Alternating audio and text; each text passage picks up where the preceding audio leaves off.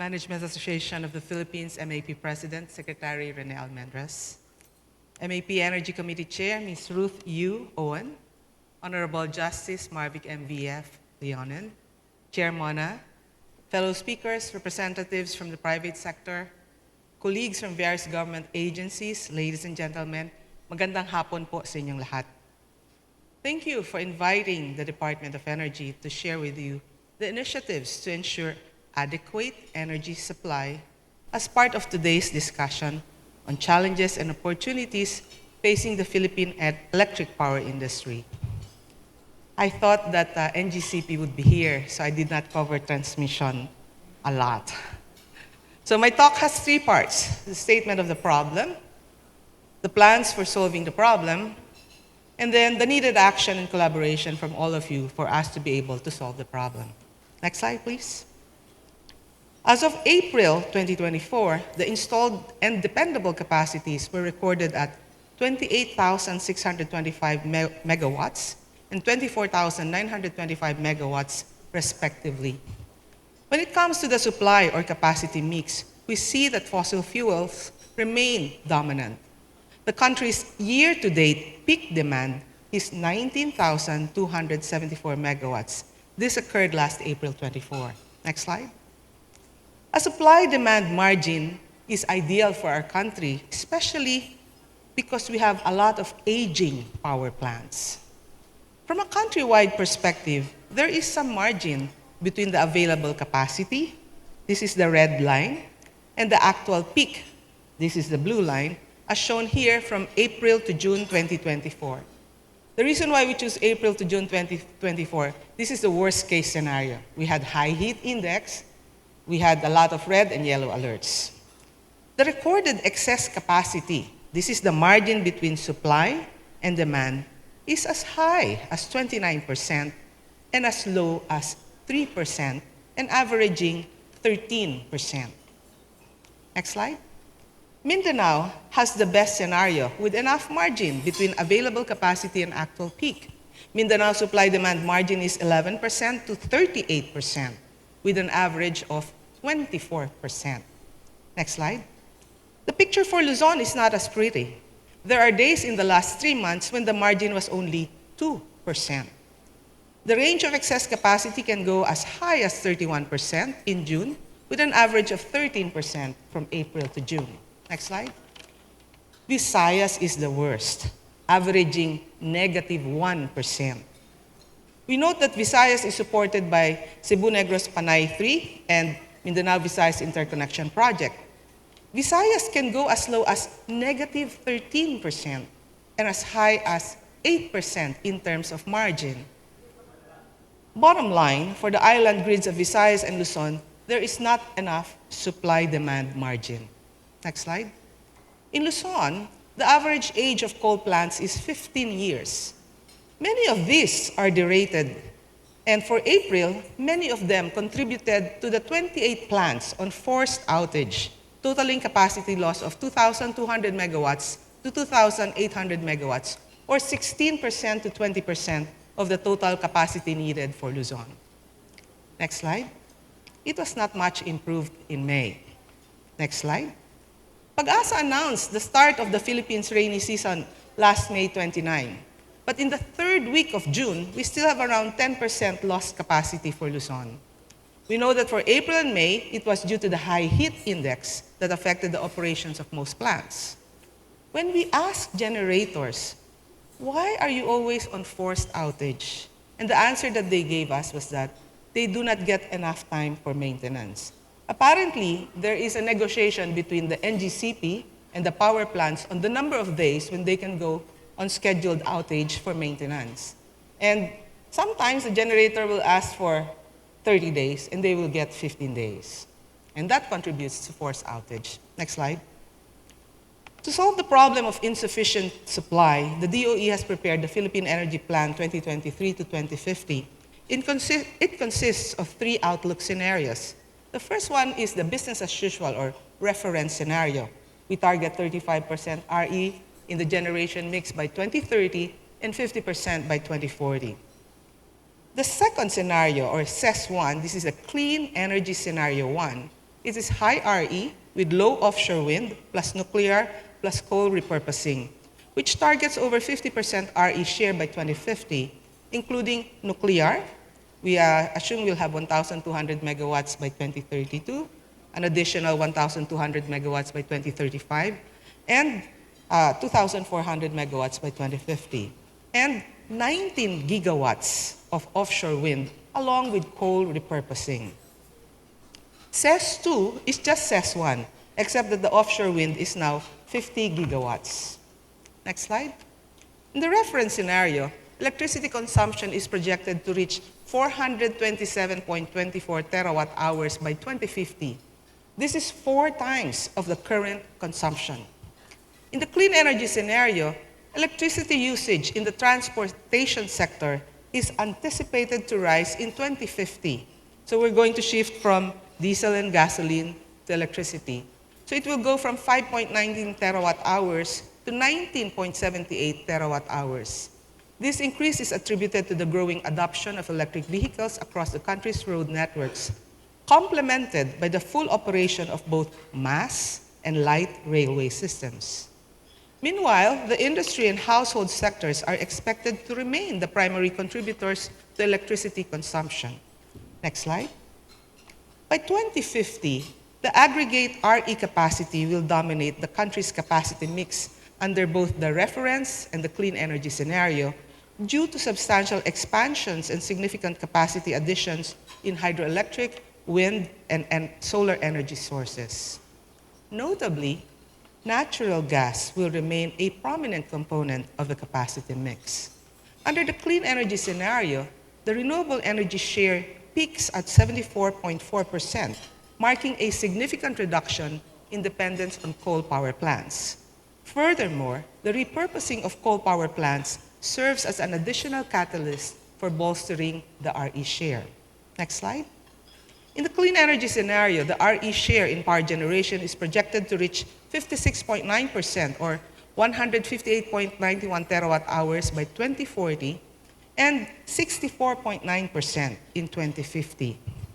Offshore wind and solar generation is targeted to reach 81% of total RE generation.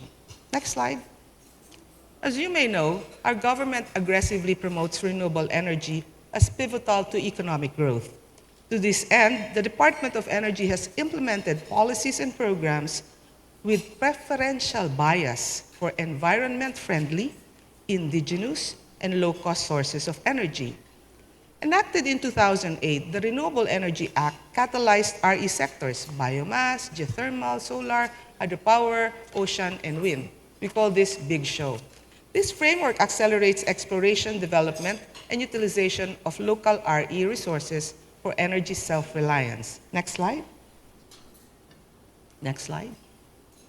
In 2023, the country also saw renewable energy commercial projects with awarded service contracts rising by 26%, led by solar technology. As of March 2024, we have awarded 1,329 energy service contracts for renewables with a total capacity of 137.7 gigawatts. It's an amazing number, no? If you compare with the current 29 gigawatts capacity. 5.8 gigawatts of this have already been realized.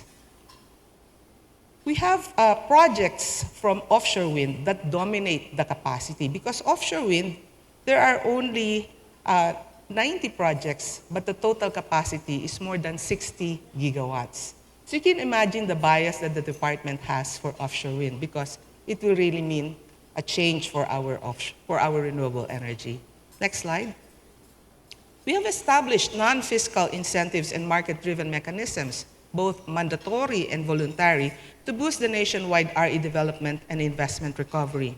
Mandatory mechanisms include the renewable energy market, a platform for buying and selling renewable energy certificates. We also have the renewable portfolio standards, as mentioned by Justice Leonen. This is a policy requiring all load-serving entities to source a minimum percentage of their RE in their respective power supply portfolios. Last September 2023, we increased the RPS from 1% increase per year to 2.52% increase per year. Voluntary options, on the other hand, include the Green Energy Auction Program. It's an initiative that fosters competition through electronic bidding to provide competitive rates for RE. We also have the Green Energy Option, a mechanism that allows electricity end users with 100 kilowatts and above to source their electricity from renewable energy.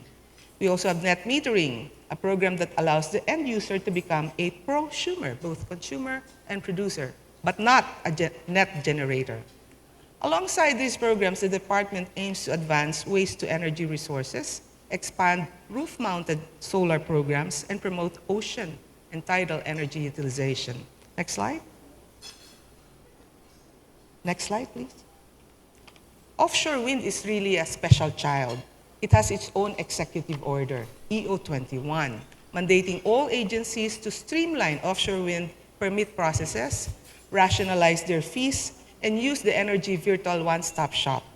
Under EVOS, when a government agency fails to act on an application for an energy project within the stipulated timeline, the application is deemed approved. So far, wala pa po naman kaming na-deemed approved. Next slide. In November 2023, Bloomberg NEF Climate Report ranked the Philippines number 4 among the most attractive emerging markets for investments in the power sector. The other top 3 are India, China, and Chile, respectively. This is following the country's significant progress in transitioning to RE over the past 2 years. The report highlighted that the Philippines stood out as one of the few countries that have implemented policies and programs with a robust RE target. This contributed to the Philippines' clean energy investment increase of 41% from 2021 to 2022. Next slide. However, according to the National Renewable Energy Program, only 17% of renewable energy service contracts awarded from 2009 to 2019 were fulfilled, revealing sector challenges. We have the grid interconnection issues. The RE project is finished, but there's no connection to the grid. Then the complex permitting process. There are so many requirements, and recently we have seen some government agencies adding more steps to the process and more fees to the process. Then limited access to financing. This is something that we discovered maybe a month ago when we had a meeting with some bankers, local bankers. They were asking, what is the collateral of offshore wind? Do we get the seabed rights? And we said, this is a different ballgame. And so we talked with the Bangko Sentral of the Philippines, such that they will have in August a meeting with all the local banks to educate them how to finance renewable energy projects. And we also noticed that we had a study made about the available liquidity of all commercial banks in the Philippines. And when we looked at the numbers, our banks, local banks, can actually finance up to 2/3 of our energy transition, except that they are not willing. So we need to have a good talk with them together with the Bangko Sentral ng Pilipinas. And of course, the last one is exposure to climate-related risks. You know, typhoons damage renewable energy projects, and it makes the insurance very high for us. Next slide. In the generation, there are many concerns for the sector. So number one is the delay in the construction of generating facilities. And then there's the delayed commercial operation. There's the frequent unplanned force outages. And there's the current market limitations that discourage potential investors from putting up additional power plants. Underneath, you can just read it at your own leisure, all the solutions that we have already provided. Next slide. For the transmission sector, so let me give some numbers for the transmission sector. You know, the Mindanao Visayas Interconnection Project and the Cebu-Negros Panay project have been delayed by about 4 years. So I asked IMAP, can you compute how much savings there would have been if MVIP and CNP3 were completed on time? The biggest number that I saw was that For Visayas, they would have saved 2 pesos and 5 centavos per kilowatt hour if the CNP3 was in place 4 years ago. That's a large number. Now, transmission is a big concern for all of us because we notice that there are a lot of delays in the projects of the National Grid Corporation of the Philippines. And the often cited reason is the right-of-way. Sometimes they already have the right-of-way and they have the writ of possession, and then they get slammed by a TRO. So one project that I'm looking at is the Tuy Dasmariñas connection. This is a transmission line. There are 2 towers that cannot be constructed now because the owner of the land had the TRO submitted, and it was going to delay 4 green energy auction projects that are due next year. So we are really in a crunch time now for these TROs to be lifted such that NGCP would be able to finish the projects. And we have shown this year, for all the comments we have for NGCP, they were able to finish MVIP in January, they were able to finish CNP3 in April, and tomorrow we will inaugurate the Hermosa San Jose line, finally. Next slide. Now, this is the solution. If all the committed projects, meaning to say they have already gotten all their permits, they have financial closure, they are ready to start constructing. If all of the committed projects push through, this is the outlook that we have. First, let me explain. The red line, that is the peak demand. The black line includes the reserve. So dapat yung mapoproduce natin would be higher than the black line. So as you can see, for Luzon, we will barely make it by 2030. Barely make it. The problem is for Visayas. Next slide. Next slide. For Visayas, even if we complete all of the committed projects, we will barely meet the peak demand. We will not have enough reserves. Next slide. And for Mindanao, Mindanao, so far, the demand is 2/3 of the supply. But with the MVIP, it has been pumping 445 megawatts each day to Visayas. You'll see it looks nice from 2024 until 2029. But by 2030, again, they're going to be just hitting it right. These are all, if all the committed projects are really completed. Now, what do we need from all of you? We need also the help of the private sector to make sure that projects that are staged to be on your land, if this is private land, should be given priority because it does not only affect you, but it affects the entire country. Now, if everybody plays well, and all the government agencies are very good at giving the permits, granting the rates that have been requested, this is what the outlook will look like. Let's look at Luzon. Next slide. We will have enough supply. The demand-supply margin would be very high. As you can see here, we will have more than 100% of the demand that we have by 2030. And where are we going to use all of that? Well, maybe they can power up the hyperscalers that are demanding a lot of megawatts from us. Or if we already have the offshore wind, we could have hydrogen production. There are many things that we can do with the excess power. But this is a dream. These are the committed and indicative projects. These are the projects that have been given service contracts. But you know that a service contract does not necessarily translate into the first kilowatt hour. Next slide. For Visayas, it will finally look good if all the committed and the indicative projects are completed. And for Mindanao, it's the same thing. We will have, next slide. We will have enough power for Mindanao if we have all of the committed and indicative projects completed. In closing, I would like to emphasize that our government is committed to pursuing a future energy scenario that is safe, secure, and sustainable. And while we encounter challenges in transitioning, we are actively formulating and implementing viable solutions to address these concerns. We are committed to adopt technological advancements and foster collaborations as we unlock the full potential of the Philippine energy sector. With this, I thank you in advance for your cooperation and collaboration. May we sustain positive energy throughout the afternoon.